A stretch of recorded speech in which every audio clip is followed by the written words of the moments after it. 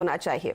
बड़ी लंबी लिस्ट है और ये लिस्ट और लंबी हो सकती है। थोड़ी देर हर्षदा और बैठती रिसर्च करती तो देखिए आप इसमें और शेयर हर्षदा पक्का जुड़ जाते हैं, जी क्योंकि हाँ। इतनी सारी कंपनियां हैं जिसका हिसाब नहीं। मुझे एस्कॉर्ट्स याद आता है। एस्कॉर्ट्स देखिए ऑटो में भी है, रेल में भी है, बहुत सारी ऑटो एंसिलरी कंपनियां हैं जो ऑटो पार्ट्स भी बनाती हैं, रेल पार्ट्स भी बनाती हैं। तो हर्षदा ने आज हनुमान जी का काम कर दिया है।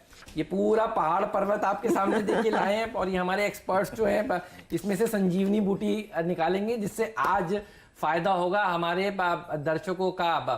तो आज रेलवे स्टॉक्स का दिन है, ये बात तो पक्की है। टोन सेट हो चुका है। लक्ष्मण जी ने कल शाम को ही खबर ब्रेक करके सेट कर दिया था। अच्छा, अब आशीष भी मुझे दिख रहे हैं, आशीष भी तैयार हो रहे हैं इस समय, फेस मास्क उतार रहे हैं इस समय और बताएंगे आपको उनकी नजर कौन से शेयरों पर है। लेकिन अग्रवाल साहब, अगर एक शेयर चुनना हो, मैं एक इसलिए कहता हूं ताकि कंफ्यूजन ना हो, आप 3-4 बताएंगे तो हमारे दर्शक थोड़े से कंफ्यूज हो जाते हैं।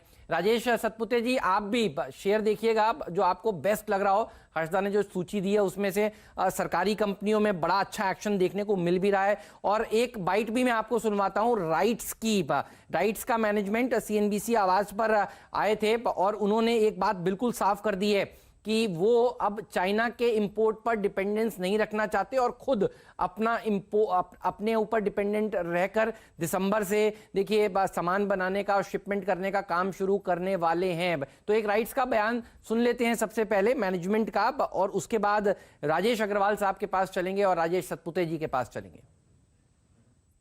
हमारा चाइना के साथ कोई इसमें ऐसा डिपेंडेंस फॉर प्रोडक्शन या कंसल्टिंग कहीं भी बिल्कुल नहीं है, बल्कि एक पॉजिटिव साइड ये है कि जहां हम बाहर एक्सपोर्ट्स कर रहे हैं, जैसे हमने अभी एक केप गेज कंट्री में इनरोड किया है। 16 कंट्रीज हैं अफ्रीका में जो केप गेज की रेल चलाती हैं। हमने वहां एक पहला बड़ा ऑर्डर 708 करोड़ का लिया है और वहां बहुत टफ कंपटीशन है चाइना से।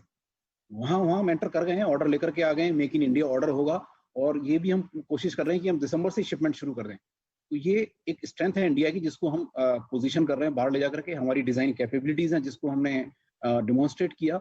तो मुझे लगता है कि जो एक चाइना फैक्टर का ग्लोबली एक इम्पैक्ट है जो अफ्रीका में भी काफी महसूस हो रहा था, उसका हमें फायदा मिलेगा और हम उसके लिए तैयार हैं।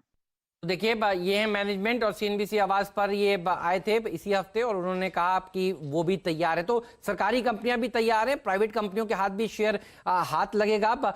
राजेश अग्रवाल साहब कोलकाता वाले, बताइए आप कैसे देखते हैं इस खबर को और आज कौन सा एक शेयर या 2 शेयर चलिए एटमैक्स जहां पर फोकस होगा आपका? देखिए हेमंत जी, हर्षदा ने बहुत अच्छा पूरा रिसर्च करके बताया है, तो उसमें और जोड़ने लायक बहुत कम बचता है। लेकिन फिर भी मैं कहना चाहूँगा जब स्टॉक चुनना हो तो एक तो राइट्स के जो चेयरमैन अभी बता रहे थे उनके ऊपर अगर बात की जाए तो कंपनी बहुत शानदार है। दिसंबर के अंत में करीब 5800 करोड़ की ऑर्डर बुक थी और 700 करोड़ का इन्हें मोजम्बिक से नया ऑर्डर मिला। तो कहने का मतलब है 6500-7000 करोड़ के आसपास की ऑर्डर बुक है। बैलेंस शीट बहुत स्ट्रांग है, लॉन्ग टर्म डेट बिल्कुल है ही नहीं। तो मैं समझता हूँ एक वहाँ नज़र रखनी चाहिए। लेकिन जो पहली पसंद इस पूरे पैक में होनी चाहिए और जो मैं लगातार लिस्टिंग के समय से बोलता आ रहा हूँ वो है आईआरसीटीसी की। अगर देखें तो कंपनी के 4 मुख्य कारोबार हैं, टिकटिंग के, वाटर के, केटरिंग के और ट्रैवल एंड टूरिज्म के, और चारों ही लगातार बहुत अच्छे चल रहे थे लॉकडाउन से पहले तक। लॉकडाउन में चूंकि पूरा रेलवे ही बंद है तो इस पीरियड को मैं थोड़ा सा दरकिरार रखना चाहूँगा। लेकिन अगर आप देखें तो कंपनी की बैलेंस शीट बहुत स्ट्रांग है, मार्जिन्स बहुत हाई हैं। तेजस के जो ऑपरेशन इन्होंने चालू किए वो अपने आप में एक लाजवाब था। और सबसे बड़ी बात अगर आप देखोगे तो ट्रैवल एंड टूरिज्म वाला बिजनेस भी बहुत अच्छा चल रहा है। और टिकटिंग एक ऐसा बिजनेस है जहाँ पर एंट्री बैरियर्स बहुत हाई हैं। और हम बात करते हैं दुनिया भरों में ऑनलाइन कंपनियों की, ई टेलिंग की, और अगर आप भारत में देखिए जाए तो आईआरसीटीसी एक ऐसा पोर्टल है जिसमें हिट्स जो हैं बहुत ज़्यादा बिजनेस में कन्वर्ट होती हैं। और जो इन्होंने केटरिंग वगैरह के मील्स के चार्जेस बढ़ाए हैं वो भी इनके मार्जिन्स पे आने वाले दिनों में जब रेलवे पूरी तरीके से कार्यान्वित हो जाएगी तो बहुत अच्छा इजाफा करेंगे। और ऊपर के भाव से बहुत ज़्यादा करेक्ट कर चुका। मैं समझता हूँ कि न केवल आज के लिए, चूंकि इस खबर का हो सकता है कि पॉजिटिव इफेक्ट सारे ही स्टॉक्स पे पड़े, बट कि अगर किसी को साल भर का भी नजरिया है तो आईआरसीटीसी बेस्ट स्टॉक हो सकता है इसमें। राइट्स ये वो स्टॉक है जो आपको पसंद है, एक शेयर चुनना हो। राजेश सतपुते जी बताइए आपका पिक क्या है? राइट्स ही होगा। That is the right choice. मुझे याद है हमने मंगलवार को इस पे बात की थी जब ये 240-242 के आसपास ट्रेड हो रहा था, तभी मैंने कहा कि this is an excellent pick. देखिए कल का क्लोज इसका 257 258 के आसपास का बनता है। टेक्निकली जो प्राइस पैटर्न है that's a symmetrical triangle formation, और इसलिए मैंने मंगलवार को भी कहा था कि ये बढ़िया पिक होगा। और मुझे लगता है आज हेमंत जैसे ये रेजिस्टेंस निकलेगा, इसका करीबन है 262 263 का, उसके बाद ये सीधा 300 प्लस का टारगेट अनफोल्ड करेगा, क्योंकि यहाँ पे बीच में कोई रेजिस्टेंस ही नहीं है। और जो ट्रायंगल की मैंने बात की, जो सिमेट्रिकल ट्रायंगल फॉर्मेशन की बात की, उसका टारगेट बनता है करीबन 330 का। तो 330 एक बहुत बड़ा टारगेट है, लेकिन मेरे हिसाब से आज के लिए जो की इंपॉर्टेंट लेवल होगा वो रहेगा 262 एक्सक्यूज मी, ये खुलेगा ही 262 के ऊपर, तो आज का टारगेट 300 प्लस लेके मैं काम करूंगा।